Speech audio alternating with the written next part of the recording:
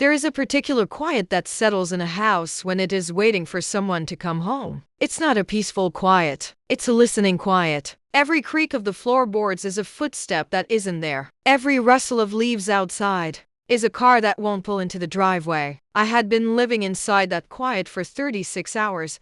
My husband, David, was on a business trip. A short one. Just 2 nights. A flight to Chicago for a series of meetings. He was a regional manager. So these trips were a normal part of our 22 years of marriage. I never liked them, but I had learned to endure the small emptiness they left in our home. This time, however, the emptiness felt different. It felt heavier. The rain had started an hour ago.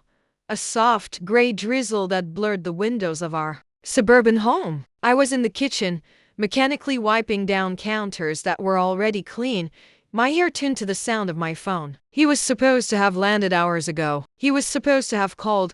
My phone remained silent. The rational part of my mind, the part that had been a steady partner for 48 years, listed reasonable explanations. Flight delays, lost phone charger, bad signal. But beneath that, a cold, thin trickle of fear had begun to flow. A mother knows this fear. A wife knows this dread. It is the primal understanding that the fragile thread connecting you to your loved one can be severed in an instant.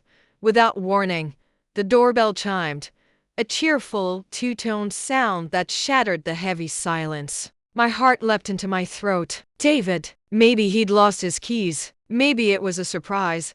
I rushed to the door, my worn slippers whispering on the hardwood floor, and pulled it open. But it wasn't David. A young woman in a UPS uniform stood there, holding a small, flat package. Afternoon, ma'am. Just need a signature. I signed the electronic pad with a trembling finger, my hope deflating like a spent balloon. Thank you, I murmured, taking the cardboard envelope. She gave a polite nod and retreated into the rain. I closed the door, leaning against it for a moment, the cool wood a comfort against my back. I looked down at the package. It was addressed to me, but there was no return address. The postmark was local. Tearing it open, I reached inside. My fingers met the textured surface of a card. A condolence card.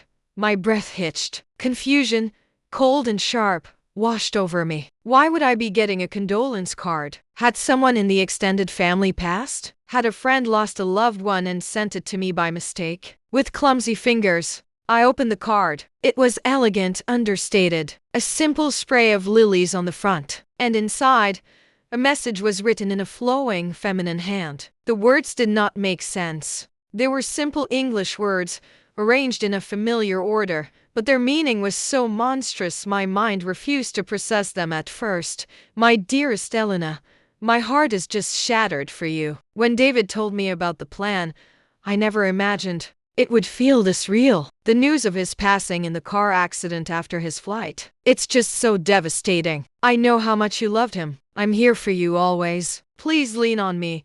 With all my love and deepest sympathy. Chloe read it once, then again, a third time, my lips moving soundlessly, forming the words as if tasting their poison. When David told me about the plan, the news of his passing. Chloe. The name was a punch to the gut. Chloe, David's work wife, the one he talked about so often, with such easy laughter. Chloe is a rock star. She saved the presentation today. You'd love Chloe, Elena. She has a wicked sense of humor. I'd never met her, but her name was a constant, cheerful echo in our home.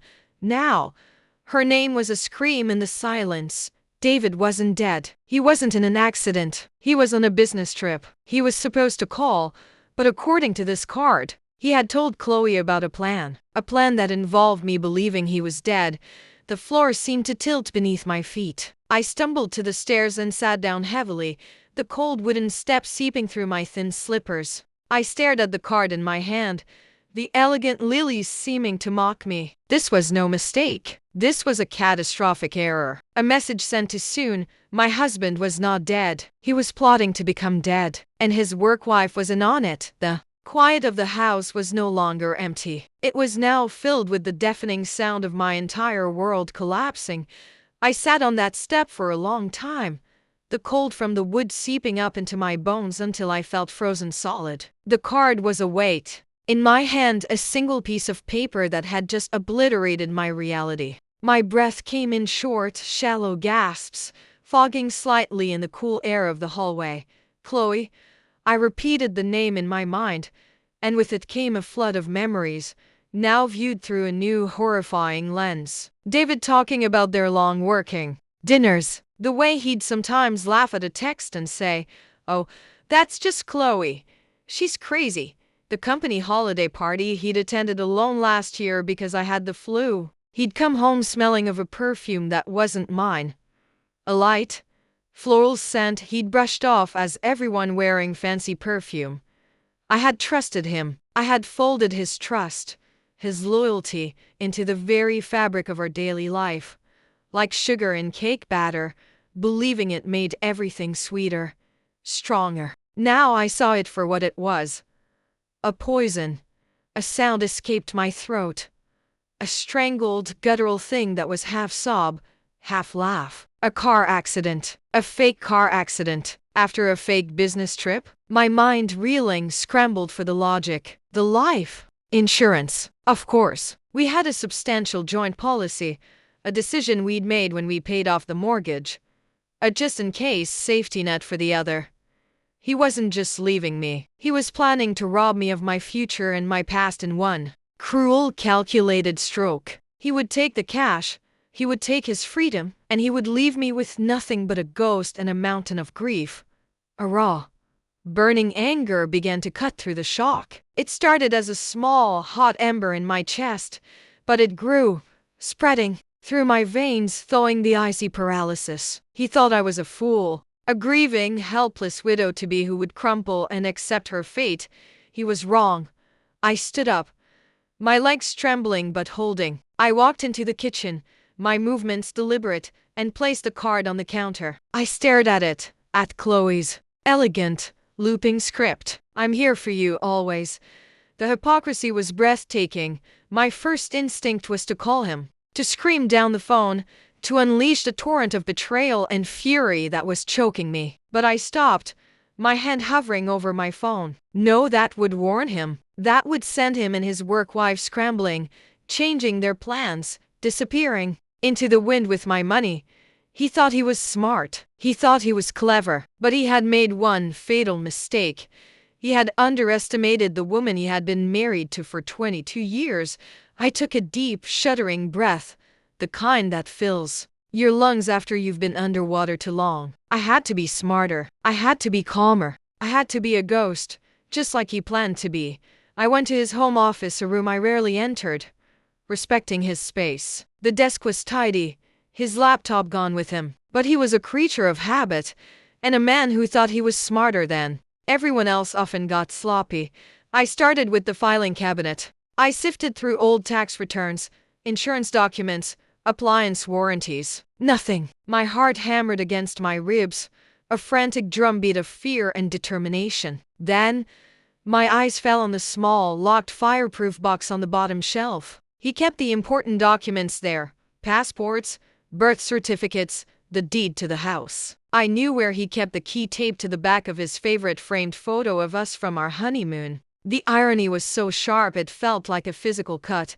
With trembling fingers, I retrieved the key and opened the box. Our passports were there. His was gone. A cold certainty settled over me. He wasn't coming back. Beneath the stack of papers, my fingers brushed against a small, black, hardcover notebook. I'd seen it before, always thought it was for work notes. I pulled it out and flipped it open. It wasn't work notes. It was a timeline. A checklist. In his familiar, precise handwriting, he had written things like, confirm flight and hotel cash, new cell burner, transfer 50,000 from Helic to new account, Chloe's name, file claim.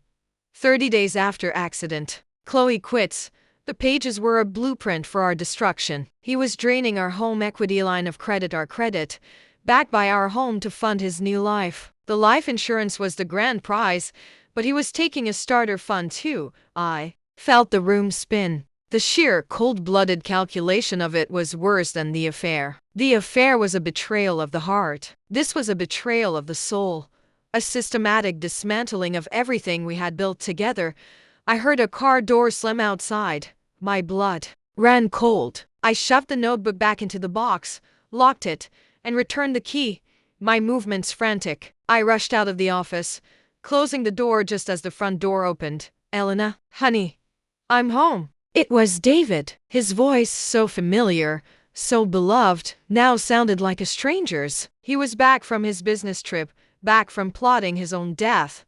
I stood in the hallway, the condolence card burning a hole in my conscience from the kitchen counter. I had to face him. I had to look the man I loved in the eye and pretend I didn't know he was a monster. I smoothed my shirt, took a breath that did nothing to calm me, and forced a smile onto my face. "In here, David," I called out, my voice miraculously steady. "How was your trip?" The game had begun. He came into the kitchen, dropping his carry-on bag by the door. David looked the same as he always did after a trip, a little tired around the eyes, his suit jacket slung over his arm. He leaned in to kiss my cheek, his lips a dry, brief pressure against my skin. I forced myself not to flinch, the gesture now feeling like a violation. "Trip was fine. Long. You know how it is," he said, his voice a practiced casual tone as he went to the refrigerator and pulled out a bottle of water. "Anything exciting happen while I was gone?" The question was so ordinary, so utterly normal, that it took every ounce of my strength not to scream. "Oh, nothing much, David. Just received a condolence card from your mistress, revealing your plot to fake your death and steal our money." "The usual." "No, nothing exciting," I said, turning to the sink and pretending to wash a cup that was already clean. My back was to him, a shield. I could feel his eyes on me. Was he watching for a reaction? Was he wondering if the card had arrived too soon? Just the usual quiet. "I missed you." The lie tasted like ash in my mouth. "Missed you too, honey," he said, but the words were automatic, hollow. I heard the crinkle of paper behind me. My entire body went rigid. Had he seen it? I turned slowly. He was holding a junk mail flyer, glancing at it before tossing it into the recycling bin. He hadn't seen the card. I had left it face down on the counter, and it was partially hidden by a fruit bowl. The relief was so acute it made me dizzy. "You look tired," he said, his gaze sweeping over me. "Everything okay?" "He knows," a panicked voice whispered in my head. "He can see it on my face. Just a headache," I murmured, rubbing my temple for effect. "I think I'll go lie down for a bit before dinner." Sure. You do that." He was already pulling out his phone, his thumbs tapping rapidly on the screen. A text. To her? A cold fury tightened my chest. He was in my kitchen in our home, texting his accomplice while I stood there, playing the part of the dutiful, unsuspecting wife. I fled to the bedroom, closing the door and leaning against it, my heart pounding a frantic rhythm. I needed a plan. I couldn't live like this, a ghost in my own life, waiting for the axe to fall. I had to turn their plan against them. I had to ensure that when David tried to disappear, he would fall into a trap of my own making. Over the next few days, I became an actress in a play only I knew was being performed. I made his favorite meals. I asked about his work. I listened to his stories, all the while searching for the lies woven into the fabric of his words. Every time he mentioned a late meeting, I wondered if he was with her. Every time his phone buzzed, I imagined it was Chloe. Their plot thickening, I began my own investigation. A silent, secret war waged from the shadows. When David was in the shower, I would check his phone. He was careful, deleting the message, threads with Chloe. But he was arrogant. He hadn't deleted his recent call log. Her number appeared multiple times a day, often late at night when he claimed to be working in his office. I wrote the number down on a tiny slip of paper and hid it in my own secret place tucked inside my old, rarely used recipe book for his favorite chocolate cake, a recipe his own mother had given me. Next, I accessed our joint banking online. I saw the transaction immediately. A transfer of $49,990 from our home equity line of credit to a new unfamiliar bank account. It had been made the day before he left for his business trip. He was just waiting for the funds to clear before he vanished. Our shared financial security, the safety net we'd built for our future, was being funneled into his escape fund. The rage I felt was a clean, cold thing. It sharpened my focus. I couldn't stop the transfer, but I could document it. I took screenshots. I saved PDFs, compiling a digital dossier of his betrayal. One evening, as we sat watching television, a commercial for life insurance came on. My blood ran cold. David, sitting beside me on the couch, shifted uncomfortably. "You know," he said, his tone a little too light, "we should probably review our policies one of these days. Make sure the beneficiaries are all up to date." I looked at him, this man I had shared my life with, and saw a stranger, a greedy, calculating stranger who was sitting next to me, casually suggesting we talk about his own impending fake death. "I suppose we should," I said softly, turning my gaze back to the television. My heart was hammering. This was it. He was laying the groundwork, preparing me for the tragedy to come. Inside, the cold, burning ember of my anger ignited into a steady flame. He wanted to play a game of life and death? Fine, I would play, and I would win. But I couldn't do it alone. I needed an ally, someone who could operate in the world outside this suffocating house of lies. I thought of my brother, Marcus, a level-headed lawyer who had never been David's biggest fan. He'd always said David was too slick. I defended him then. Now, I needed my brother's skepticism. The next morning, I told David I was going to the farmer's market. Instead, I drove to a quiet park and called Marcus. "Elena, everything okay?" He answered, his voice laced with immediate concern. I never called him this early. "Marcus," I said, my voice breaking on the first syllable. The sound of his familiar, steady concern shattered the dam of my composure. Tears I had been holding back for days finally spilled over. "I need your help. He's planning something terrible." There was a beat of silence on the other end. "What kind of terrible?" I took a deep, shuddering breath, the phone slick in my trembling hand. "He's planning to fake his death, Marcus. And he's going to take everything we have."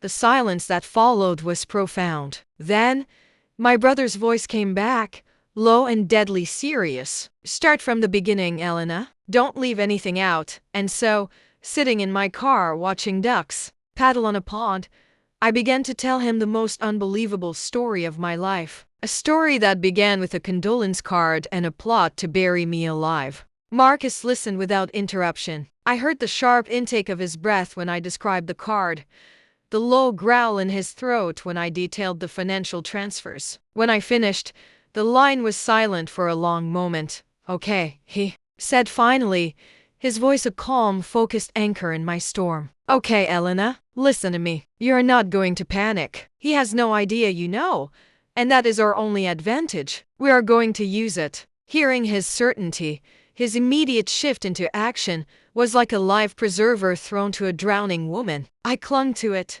"What do I do?" I whispered, wiping my tears with the back of my hand. "First, you go to the farmer's market. You buy vegetables. You go home and you act perfectly normal. You are the happiest, most unsuspecting wife on the planet. Can you do that?" "Yes," I said, the word feeling more solid than I had in days. "Good. Second, you send me pictures of everything. The card, the bank statements, the notes from his book, everything. Do not take the originals. He cannot suspect a thing. I'm going to make some discreet calls. We need to get ahead of this life insurance claim before he even files it." The plan was set in motion. I did as he said. I went to the market, forcing a smile for the vendors, selecting tomatoes and fresh basil with a serene expression that masked the turmoil inside. I returned home and made David a lavish lunch, my hands steady as I chopped and stirred. I was no longer just a betrayed wife. I was a soldier gathering intelligence. David seemed relaxed, almost jovial. The guilt, if he felt any, was buried deep beneath his greed and anticipation. He was counting down the days to his freedom. Over the next week, Marcus worked his magic. He contacted an old law school friend who was now a senior investigator at the insurance company. He laid out the evidence: we had the premature condolence card, the suspicious financial transfers, the timeline in David's notebook. The investigator, a man named Robert, was initially skeptical, but the paper trail was too compelling to ignore. "He'll file the claim in about 3 weeks, based on his notes," Robert told Marcus in a conference call I listened in on, my heart in my throat. When he does, we will flag it immediately for intensive fraud investigation. He won't see a penny, but we need more to press criminal charges. We need to catch him in the act of perpetuating the fraud. Meanwhile, I kept watch. I noticed David becoming more meticulous, more distant. He started going through old photo albums, a performance of nostalgia that turned my stomach. He'd point to a picture and say, "Remember that day? That was a good day." It was all part of the script, a final rewrite of our history to make his departure seem more tragic. The final piece of the puzzle fell into place on a Thursday. David announced another quick business trip, this time a day trip to a city, a few hours' drive away. Just a meeting. Back by dinner, he said, kissing my forehead. But I knew. This was it. This was when the accident would happen. The moment he left, I called Marcus. "It's today. We're ready," he said. "Robert has someone from the agency ready to discreetly follow him. We'll see where he really goes."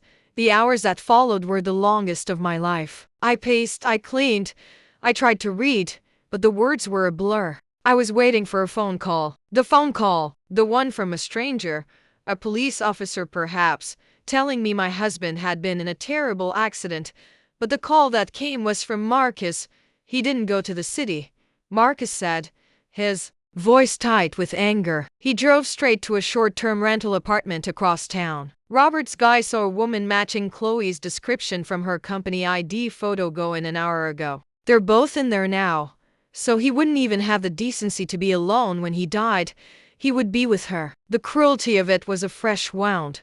"What now?" I asked, my voice hollow. "Now," Marcus said, "we wait for him to make his move, and then we spring the trap." Evening came and went. No David. No phone call. The silence in the house was a physical presence. I sat in the living room in the dark, staring at the phone. He was waiting, I realized. He was waiting for a plausible time for the accident to occur. Late enough to be tragic, but not so late as to be suspicious. At 9:17 p.m., the phone rang. The shrill sound tore through the silence, a starter's pistol for the final act.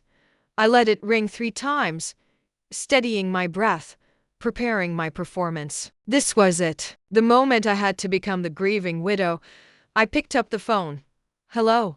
There was a pause on the other end, and then a woman's voice, trembling with manufactured grief. "Mrs. Thorne? This is Officer Evans with the State Highway Patrol. I'm afraid I have some very difficult news." The performance was flawless. I played my part. My cries of disbelief, my choked questions, all perfectly calibrated. I was the picture of a woman whose world was ending. And as I sobbed into the phone, a part of me, the new, hardened part that David himself had created, was utterly still. It was watching. It was waiting. He thought he was free. He thought he was starting a new life with his lover and my money. But his game was over. Mine was just beginning. The days that followed the news were a surreal performance of grief. I moved through the rituals of widowhood like an actress in a role I'd been forced to learn overnight. Friends and family flooded the house with casseroles and condolences, their faces etched with a pity that was both genuine and, in my secret heart, deeply ironic. I accepted their hugs, their tears, their whispered words of comfort, all while holding the monstrous truth inside me like a shard of ice. David's brother, Michael, flew in and took charge of the funeral arrangements. There would be no body, of course. The police, played by an actress hired by my brother's investigator friend, had reported a catastrophic, fire-related accident that made recovery of remains impossible. It was a clean, cruel exit. Through it all, Marcus was my rock. He handled the calls from the authorities, subtly guiding the narrative. He stood by my side, his presence a silent signal of strength. Only he and I knew that the tears I shed in private were not for a lost husband, but for the 22 years of my life that had been a carefully constructed lie. The plan was in motion. We were waiting for one thing.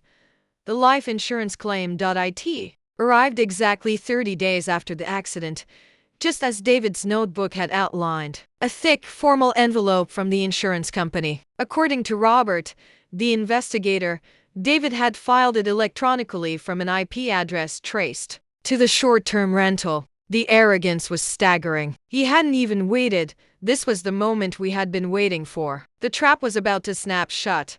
Robert initiated the fraud investigation as planned. He sent a formal letter to the rental address requesting David's presence for a mandatory interview to process the complex claim. The letter was worded to sound routine, but we knew it would send a shockwave through their carefully hidden world. 2 days later, my phone buzzed with a text from an unknown number. My heart stuttered. I knew who it was. Elena. It's Chloe. I know this is a terrible time, but I was wondering if we could talk. I have something important to tell you about David. I stared at the message, a cold smile touching my lips. The first rat was trying to leave the sinking ship. She was scared. The insurance investigation had spooked her. She was probably hoping to feel me out, to see how much I knew, to save her own skin. I showed the text to Marcus. What do I do? Set the meeting, he said, his eyes glinting. But not at the house. Somewhere public, and I'll be there nearby. I replied, my fingers steady. Chloe, I'm not sure what we have to talk about, but if it's about David, I'll listen. The Coffee Bean on Elm Street. Tomorrow, 10 a.m. She agreed immediately. The following morning, I walked into the cozy coffee shop, the scent of roasted beans and steamed milk filling the air. I saw her immediately, sitting in a corner booth, 2 untouched lattes in front of her. She was younger than I'd imagined, pretty in a sharp, polished way. She looked terrified. Elena, she said, standing up as I approached. Her voice was shaky. Thank you for coming. I sat down, saying nothing. I simply looked at her, letting the silence stretch, letting her squirm. I was the widow. I held the power here. I don't know how to say this, she began, her hands fluttering around her coffee cup. What David and I had, it was a mistake. It got out of hand. I remained silent, my gaze level. Her words started tumbling out. A frantic, panicked confession. He said you were unhappy. He said you had a quiet understanding. He said the life insurance was for both of you, a way to escape debt and start over somewhere new. He made it sound so logical. I finally spoke, my voice low and calm. He told you we had an understanding? She nodded, tears in her eyes. He did. But then the insurance company started asking questions, and he's getting paranoid. He's talking about leaving the country, with or without me. I'm scared, Elena. I think I'm in too deep. She was giving him up. She was trying to trade him for her own freedom. I leaned forward slightly. Where is he now, Chloe? She swallowed hard. He's at the rental, packing. He has a flight booked to Belize for tonight. He has the money from your line of credit. It was all happening exactly as we'd predicted. The greed, the panic, the betrayal of his accomplice. He was alone now. I looked over Chloe's shoulder and gave a slight nod. Marcus, seated at a table across the cafe, lifted his phone to his ear. It was time. I stood up, looking down at the crying woman who had helped destroy my life. There was no satisfaction in it, only a profound emptiness. Thank you for your honesty, Chloe, I said, my tone final. The police will want to speak with you. Her face went blank with shock as I turned and walked away, leaving her to the consequences she had so desperately tried to avoid. I walked out of the coffee shop and into the morning sun. I didn't look back. As I reached my car, I saw 2 unmarked sedans pull up to the curb in front of the short-term rental apartment down the street. Men in plain clothes got out and approached the door. I got into my car and sat there, my hands resting on the steering wheel. I didn't start the engine. I just watched as, a few minutes later, David was led out of the building in handcuffs. His head was bowed, his shoulders slumped. The man who had planned to become a ghost was now more visible than ever, captured in the harsh, unflattering light of his own crime. He didn't see me. He was too absorbed in his own shame. I felt no triumph, no glorious victory, just a quiet, steady closure. The shard of ice inside me finally began to melt, not into a flood of tears, but into a calm, still pool of resolution. It was over. The news, of course, spread like wildfire. Local men arrested in elaborate death-faking scheme. Businessmen plots own demise to flee with mistress and money. The headlines were brutal and sensational, and they were everywhere. David's meticulously constructed new life lasted precisely as long as it took for the handcuffs to click shut. The public consequences were swift and severe. His company, where he had been a respected manager, issued a terse statement about his termination for gross misconduct, distancing themselves from the scandal. The story was a sordid cocktail of infidelity, fraud, and betrayal, and the media drank every drop. My phone became a relentless instrument of noise. Reporters called for comments, their voices a blend of fake sympathy and naked hunger for a quote. I never answered. I let Marcus handle them all. He released a single brief statement on my behalf. Elena Thorne is focusing on her healing in privacy at this time and will not be making any public statements. We trust the justice system to handle this matter appropriately. The silence I enforced was my shield. While David's name and face were being dragged through the mud, I remained a dignified, sympathetic figure, the wronged wife who carried herself with grace amidst the chaos. The private fallout was more complex. Our mutual friends were horrified, their condolences now mixed with a stunned anger on my behalf. The invitations to couples' dinners stopped, of course, but were replaced by gentle offers from my girlfriends to go for lunch, to see a movie, to just get out of the house. Their loyalty was a bomb. David's family was shattered. His brother, Michael, who had so diligently planned a memorial for a man who wasn't dead, came to see me. He stood on my porch, a broken man, his eyes red-rimmed. Elena, I don't have the words, he said, his voice thick with shame and grief. What he did to you, it's monstrous. We had no idea. My parents, they're devastated. They want you to know you will always be family. I accepted his apology because it was sincere and because I knew his pain was real. But the word family felt different now. The threads that had bound us were irreparably frayed. The legal process began to grind forward. With the evidence, Marcus and I had compiled the card, the financial records, the notebook, Chloe's testimony. David had no leg to stand on. He was charged with multiple felonies, wire fraud, mail fraud, conspiracy, and attempted grand theft. His bail was set high, and he remained in custody. I never visited him. I never wanted to see his face again. My lawyer handled all communication. Through him, I received a message. David wanted to talk. He wanted to explain, to apologize. I sent back a one-word reply.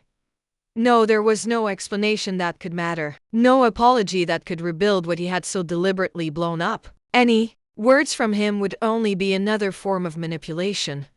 A final, desperate attempt to control the narrative. My silence was my power. It was the one thing he could not breach. The house was quiet again, but this time, the quiet was different. It wasn't the listening, waiting quiet of before. It was a peaceful, reclaimed quiet. It was mine. I started the process of rebuilding. I filed for divorce, citing adultery and fraud. With Marcus's help, I untangled our finances, reclaiming the stolen funds from the Helic. The life insurance policy was nullified. The threat it posed extinguished forever. One sunny afternoon, I went through the house, room by room. I packed up David's clothes, his golf clubs, his expensive colognes. I didn't do it in a rage. I did it methodically, calmly, like a gardener pulling weeds to allow new things to grow. I donated it all to a local charity. I kept only the photographs from before the last few years, preserving the memory of the men I thought I'd married, while letting go of the ghost who had replaced him. I stood in the now spare bedroom that had been his office and looked around. The energy of his deceit was gone, scrubbed clean from the space. I opened the windows, letting the fresh, warm air wash through the room, carrying away the last stale remnants of his presence. I was not the same woman I had been. The betrayal had carved out parts of me, leaving hollows and scars. But nature abhors a vacuum. Into those hollows, I began to pour new things. Strength I never knew I possessed, a deep appreciation for the friends who stood by me, and a fierce, protective love for the peace I had fought so hard to win. The world knew me as a victim of a shocking crime, but I was starting to know myself as a survivor, and I was just beginning to learn what that woman was capable of. Time, as it always does, moved forward. The seasons turned, and with them, the sharp, Jagged edges of the scandal began to soften, worn down by the steady rhythm of new days. The legal proceedings reached their inevitable conclusion. David, faced with an insurmountable mountain of evidence, accepted a plea bargain. He was sentenced to several years in prison. It wasn't a dramatic courtroom showdown. It was a quiet, administrative end to a loud, messy story. I felt no sense of victory when I heard the news, only a final, quiet click of a door closing forever. Chloe, in exchange for her full cooperation, received a lighter sentence. I heard through the grapevine that she had moved to another state after her release, hoping to escape the notoriety. I found I bore her no lasting hatred. She was a flawed, foolish woman who had been seduced by a fantasy, but in the end, she was just another one of David's victims, chewed up and spit out by his greed. My divorce was finalized on a bright, crisp autumn day. Signing the papers was not an act of anger, but of reclamation. I was no longer Mrs. David Thorne. I was simply Elena. The name felt lighter on my shoulders. The house was truly mine now. I painted the walls in colors I loved, soft sage greens and warm creams. I rearranged the furniture, not to erase the past, but to build a present that suited the woman I had become. I turned David's old office into a reading room, filling the shelves with books I'd always meant to read, and a comfortable armchair sat where his desk once did. Drenched in afternoon sun, I reconnected with parts of myself I had neglected. I started painting again, something I hadn't done since college. The first strokes on the canvas were hesitant, but soon, color and form began to flow from a place deep inside me that had been silenced for too long. I joined a book club with some of the women who had stood by me, and our conversations were filled with laughter and ideas, a world away from whispered condolences. The wound of David's betrayal would always be a part of my history, a scar on my heart. But a scar is not an open wound. It is a reminder of a hurt that has healed, of survival. I had learned that the deepest betrayals often come disguised as love, and that the most powerful revenge is not hatred, but a life lived fully and well, a life of peace and purpose built on the other side of the pain. I had given 22 years to a man who saw me as a pawn in his game. Now, every day that dawned was mine. The quiet in the house was no longer a listening quiet, but a chosen one. It was the sound of my own soul, finally able to breathe. So that is my story. A story that began with a piece of mail that held a truth more terrifying than any loss. I have shared it with you not to dwell on the pain, but to show you the strength that can be found on the other side of it. We hear so much about love and marriage, about happily ever after, but we don't talk enough about the quiet strength it takes to survive when that fairy tale crumbles into dust. We don't talk about the courage it takes to look a monstrous truth in the eye, and instead of crumbling, to get very, very quiet and very, very smart. I often wonder, if you were in my shoes, holding that condolence card in your hand, what would you have done? Would you have confronted him in a blaze of fury? Or would you have found that still, calm place inside yourself and begun to fight with a silence that speaks louder than any scream? The choices we make when we're most broken define who we will become when we're whole again. I chose my dignity. I chose my peace. I chose me. Tell me, dear friends, which part of my story resonates with you? Have you ever had to find a strength you didn't know you possessed? Share your thoughts in the comments below. There is power in our shared stories. Remember to be kind to your own hearts, and until next time, take care of one another.